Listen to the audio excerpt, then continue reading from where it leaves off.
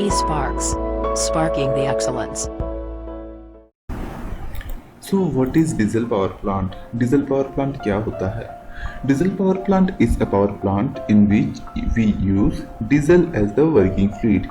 इसमें working fluid जो है diesel है, and to what? For the production of electricity, for generation of electricity. तो इलेक्ट्रिसिटी जनरेशन करने के लिए जिस जो पावर प्लांट में डीजल को भी वो हम लोग वर्किंग फ्लूइड के तौर पर यूज करते हैं, that is called diesel power plant. So now let us know what are the components of diesel power plant.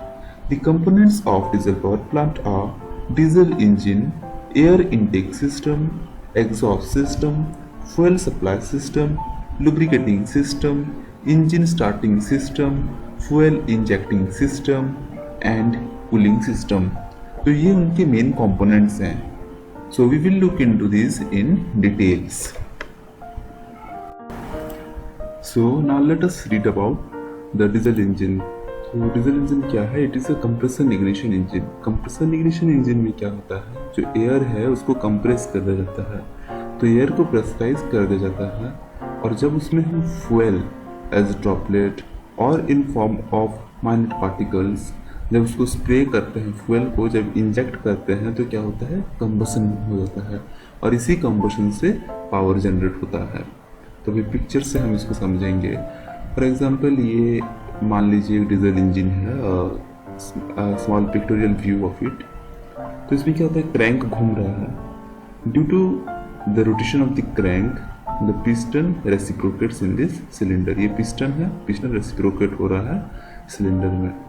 तो जब भी पिस्टन नीचे की ओर जाएगा एक वैक्यूम क्रिएट हो जाता है इस रीजन में.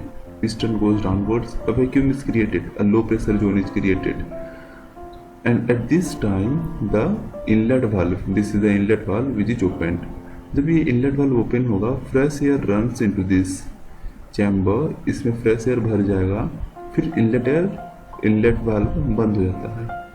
अभी पिस्टन नीचे की ओर आया and then it goes upward. जैसे upward जा रहा है इसमें क्या होता है? कंप्रेशन होता है. इसको कंप्रेशन होने की वजह से इसका प्रेशर जो है एयर का हाई हो जाता है. Its temperature to rises, temperature pressure दोनों बढ़ता है. एट दिस मोमेंट हम क्या करेंगे? This is a fuel injector. तो इसमें हम फ्यूल इंजेक्ट करेंगे बाय सम मैकेनिज्म. कुछ मैकेनिज्म है जिससे फ्यूल इंजेक्ट करेंगे and then combustion takes place here. तो अभी इसमें आग पकड़ लेगा and this gives very high power. अभी क्या रहता है? जब ये इंजेक्ट करेगा तो ये बहुत एनर्जी रिलीज करता है. सो इस एनर्जी की वजह से फिर जो ये पिस्टन है ये खुद नीचे की ओर चले आएगा. इसी एनर्जी क्या करेगा? ये पिस्टन को ढकेल लेता है नीचे की ओर. It pushes the piston and the crank rotates again. तो ये क्रैंक क्या होगा? It acts just like a flywheel to store energy. तो जैसे ही ये नीचे की ओर आएगा इट रोटेट्स द क्रैंकशैफ्ट को घुमाता है, और उसी एनर्जी से फिर क्रैंक के पास इतना एनर्जी रहता है कि it again produces the similar mechanism.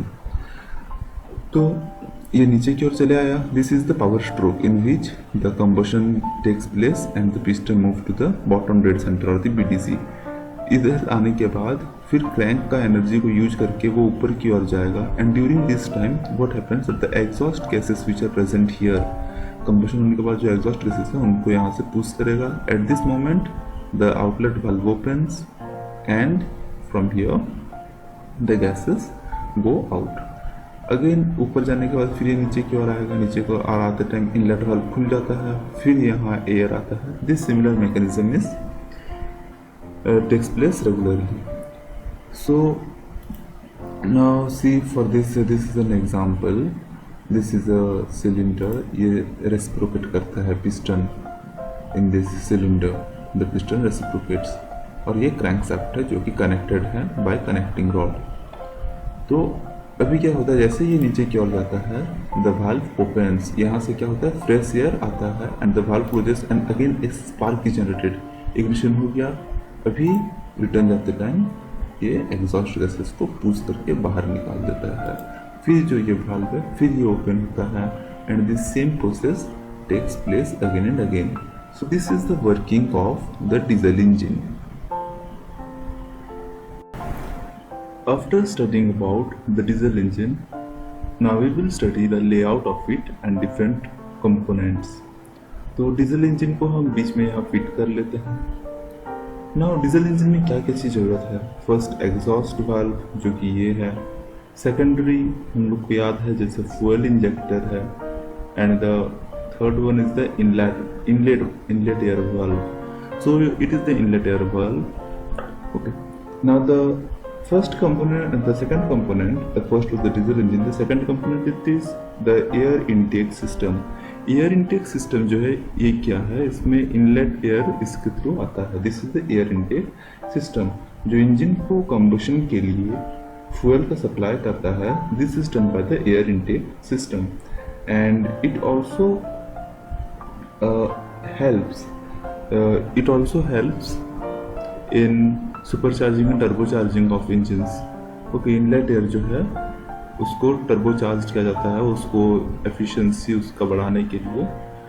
So inlet air का जो सिस्टम है, जो इनटेक एयर सिस्टम है, ये बेसिकली 2 टाइप्स में कैटेगराइज किया जा सकता है. First is the dry air system और ड्राई एयर फिल्टर. इसमें क्या होता है, we will take a filter, a normal filter, and in this filter a dry substance is kept. This dry substance may be anything, for example paper, cloth, felt, it can be anything, and then the inlet gases pass through it. The inlet gases pass through this, it gets filtered out and then go through this chamber. And the second one is the wet air filter or oil filter. तो oil filter में क्या होता है, इसमें this is a little complicated and also very efficient compare to the dry air filter. Dry air filter से ये काफ़ी efficient है.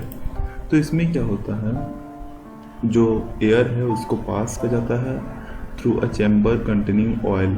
इसको ऑयल के थ्रू पास किया जाता है. ऑयल में क्या होता है, जो भी गैसेस हैं दैट गेट्स ट्रैप्ड, वो ट्रैप हो जाता है. और ऑयल बात में जो डर्ट है, मतलब जो डर्ट है गैस में, एयर में, वो सब भी इसमें ट्रैप हो जाते हैं. सो ट्रैप हो जाने के बाद व्हाट इट डज, इसमें ट्रैप हो गया है and after this the dirt is trapped here. अभी जाता है थ्रू अ स्क्रीन. ये एक स्क्रीन है जहाँ पर ऑयल अभी आ गया है. अभी गैस को अगर हम स्क्रीन के थ्रू से ना पास करें तो ये ऑयल को लेकर ही इधर से आउट हो जाएगा. सो स्क्रीन का काम यही है कि दिस रिमूव्स द ऑयल. जो ऑयल है उसको ये सक कर लेता है and the dry air moves out. तो इसमें क्या हो रहा है, नॉर्मली जो फर्स्ट फिल्टर था उसमें क्या हुआ, in the first filter we saw that dry air is passed, that the dirty air जो नॉर्मल एटमॉस्फेरिक एयर है उसको पास किया जाता है through a filter, dry filter. तो इसमें ज़्यादा सेपरेशन नहीं होता, इट इज़ लेस इफेक्टिव. तो अभी ऑयल फिल्टर में क्या किया जाता है, ऑयल टैंक के थ्रू पास किया जाएगा एंड देन ऑयल को डर्ट को सेपरेट करने के लिए ऑयल टैंक के थ्रू पास किया जाएगा. After passing through this, dirt is separated and this is further transported. This is further passed through a screen which filters out the oil. Oil को separate कर देगा ये screen, ये absorb कर लेता है oil को and then dry air is passed to the engine. So this is the process of air intake system. So after completing the diesel engine and the diesel storage and the air intake system, now we will move on to the exhaust system. Exhaust system बहुत important component है क्योंकि इसी के through जो residue gases हैं, burn combustion gases, इसी के through बाहर आते हैं. एग्जॉस्ट सिस्टम का फैसिलिटी ये है कि इसमें हम साइलेंसर या फिर जो मफलर उसको यूज़ कर सकते हैं और उसको साउंड को रिड्यूस कर सकते हैं. जो इंजन का साउंड रहता है उसको हम रिड्यूस कर सकते हैं by use of silencer. Second work of exhaust system is to direct the gases out from the intake system. Intake system जो है, अगर एग्जॉस्ट सिस्टम इंटेक सिस्टम एक बहुत पास हो, बहुत करीब हो विदाउट एनी टेक्नोलॉजी, तो क्या होगा कि एग्जॉस्ट गैसेस जो है फिर इनलेट एयर के थ्रू चले आएंगे. तो एग्जॉस्ट सिस्टम का काम वही है कि इनलेट एयर अलग तरफ से आए, एग्जॉस्ट गैसेस अलग तरफ जाए. तो this gives fresh air for combustion. Third work of exhaust system is for turbocharging. Turbocharging क्या होता है? जो हीट हम लोग का एग्जॉस्ट गैसेस से रिड्यूस हो जाता है, उसी हीट को हम यूज़ करके इनलेट एयर में देते हैं. उस हीट को इनलेट एयर को हम देते हैं ताकि efficiency of diesel engine will increase. So this is the work of the exhaust system, which has three functions. The first function is to direct the gases away from the intake system. Second is the use of silencer to reduce the sound. The third is for turbocharging. So exhaust system के बाद now we will read about the fuel supply system. तो fuel supply system में क्या होता है, इसमें कुछ जो मेन कंपोनेंट्स हैं वो है स्ट्रेनर, फिल्टर. ये डीजल स्टोरेज है, जो मेन टैंक है डीजल स्टोरेज का, this is the main storage. और यहाँ से फिल्टर होके पंप के थ्रू हम उसको पंप करेंगे to the all day tank in some quantity. तो ऑल डे टैंक में पंप करने का पर्पस है कि नेक्स्ट टाइम हमको यहाँ से डीजल इंजन तक जाने के लिए by gravity it will go to the diesel engine. हमको उसके लिए कोई एक्सटर्नल पंप नहीं चाहिए होता है. सो और सेकंड इज़ दैट हम लोग डीजल स्टोरेज को ऊपर क्यों नहीं रख देंगे, बिकॉज डीजल स्टोरेज जो है एक भारी चैम्बर है, एंड भारी चैम्बर जब ऊपर में आ जाए it creates capacity to overturn हो जाने का चांस रहता है. So in mechanics point of view and also for safety purposes जो डीजल स्टोरेज है वो नीचे रहेगा. उसको पंप करेंगे ऑल डे टैंक के लिए, जितना चाहिए होता है फ्लूइड और द फ्यूल उतना हम यहाँ पंप करके रखेंगे. एंड उसको फिर by the help of fuel injector हम उसको इंजेक्ट करेंगे from the all day tank. The fuel goes to the diesel engine and by the fuel injector. The fourth component is that about the lubrication tank. This is the fifth component, lubrication tank. तो lubricating system जो है इसमें actual में क्या होता है, तो moving machinery जो है डीजल इंजन के अंदर क्रैंक, इसमें lubricating टैंक का दो काम होता है. First work is that it will lubricate the moving machinery, तो फ्रिक्शन कम जनरेट होगा. सेकेंड थिंग जो हीट जनरेट होता है by combustion of this air, जो हीट एंड द फ्यूल, जो हीट जनरेट होगा उस हीट को कैरी करके वो बाहर ले आता है लुब्रिकेटिंग सिस्टम. सो यही दो इम्पोर्टेंट फंक्शन है लुब्रिकेटिंग सिस्टम का. और लुब्रिकेटिंग सिस्टम में ऐसे कंपोनेंट्स क्या क्या है. First lubricating oil tank, this spelling mistake, this is lubricating oil tank. The second is the pump, filter and oil cooler. तो ये है ऑयल कूलर. यहाँ से इसका प्रोसेस क्या है, ठंडा होकर टैंक से वो स्ट्रेनर और फिल्टर होगा, then it is pump to the diesel engine, यहाँ लुब्रिकेशन करेगा प्लस जो हीट है उसको कैरी करेगा, एंड देन यहाँ पे वाटर के साथ वो हीट एक्सचेंज करेगा. This is the lubricator cooler. तो यहाँ पे कूल होकर फिर रिटर्न चले आएगा. यहाँ पे फिल्टर देने का पर्पस यही है कि डीजल इंजन में कुछ भी वेयर आउट पार्टिकल्स है, कुछ भी डस्ट जो भी हो सकता है, तो उसको वहीं पर हम फिल्टर कर लेते हैं ताकि टैंक में ना आए. फिर यहाँ से फिल्टर करने का मतलब है कि टैंक में जो गंदा पार्टिकल रह सकता है during filling of the tank, तो वो डीजल इंजन के अंदर ना आए. This is the function of the strainers और filters here. Now the sixth system is the engine starting system. Engine को स्टार्ट कैसे करेंगे, ये this is the engine starting system, this is the compressor. तो इंजन को normally start किया जा सकता है कंप्रेसर के थ्रू. बहुत बड़ा जो डीजल इंजन होता है उनको मैनुअली स्टार्ट नहीं कर सकते. छोटा डीजल इंजन हुआ तो उसको मैनुअली उसको घुमा करके वी विल स्टार्ट इट. तो इनिशियली जो है उसको स्टार्ट करना है, वरना क्रैंक नहीं घूम रहा रहेगा. इनिशियली उसको रोटेशन देना है, तभी जाके एक बार क्रैंक घूमना शुरू हो जाए then there is no problem in it. तो इनिशियली उसको स्टार्ट करना है. इनिशियली स्टार्ट करने के लिए क्या हो करेंगे, कंप्रेसर को देंगे. तो कंप्रेसर क्या करता है, जो पिस्टन है उसको ढकेलता है and it pushes the piston. और जैसे पिस्टन मूव होता है तो क्रैंक थोड़ा सा घूमता ही है. तो जैसे हम डीजल इंजन में देखे थे तो क्रैंक जैसे ही घूमता है तो टाइमिंग बेल्ट रहता है, उसमें टाइमिंग चेन रहता है जिसके थ्रू जो इनलेट वाल्व है वो भी ओपन होगा, जो एग्जॉस्ट वाल्व है वो भी ओपन होता है, फ्यूल इंजेक्टर वो भी ओपन होता है at some timings.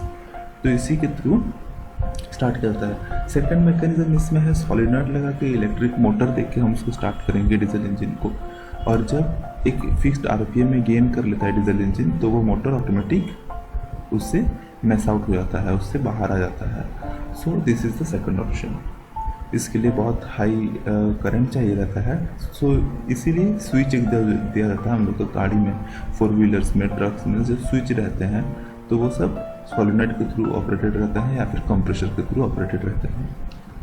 Now the another system is the fuel injection system.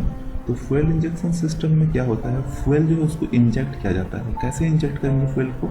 In form of spray in minute particle, high pressure के साथ जो पंप जो हम लोग का यहाँ पंप कर रहा है, यही पंप हम लोग का यहाँ रहता है ऑल डे पंप करता है ऑल डे टैंक में।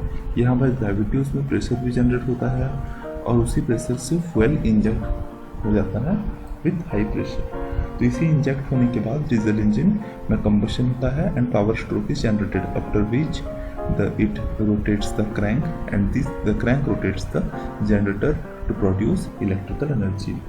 Now the last system is the cooling system. Cooling system में क्या रहता है कि लुब्रिकेशन पंप तो यहाँ से कूल कर रही है, लुब्रिकेटिंग ऑयल जो है वो कूल कर रहा है, उसमें कंडेंसर लगा देंगे यहाँ। तो क्या होगा, जो लुब्रिकेटिंग वाली यहाँ हीट एक्सचेंजर का यहाँ काम कर रहा है, तो लुब्रिकेटिंग ऑयल का जो हीट रहता है वो वाटर जो है उसका हीट को कैरी करके ले जाएगा। वाटर क्या करेगा, इस लुब्रिकेटिंग ऑयल को ठंडा करके इस हीट को कैरी करके ले जाएगा, फिर कंडेंसर में जाकर वाटर ठंडा हो जाएगा। It is again recirculated, this water is recirculated and it takes the heat of the lubricating tank. So this is the complete study, this is the complete working of the diesel power plant.